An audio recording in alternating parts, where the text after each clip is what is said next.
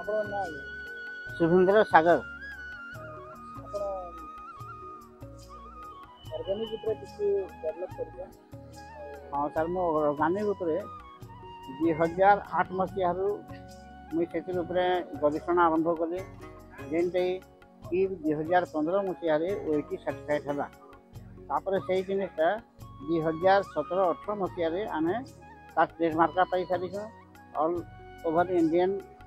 एसएमएमई रु रजिस्ट्रेशन सरी जाइए आ प्रोडक्ट एपर्यंत आम चाषी लेवल रे बरगढ़ जिलार 12टा ब्लॉक रे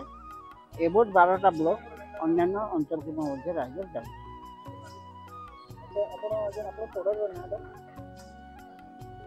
ऑर्गेनिक राइजर हाँ यहाँ आमर 1 केजी गोटे पैकेट आसूचे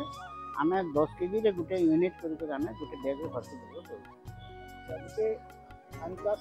मैक्सिमम ये अंचल तक धान चाष है धान चाष आपंकर रेकमेंड करेंगे केते देवा लोग धान चाष 2 ରୁ 3 केजी जब किस्म देखिए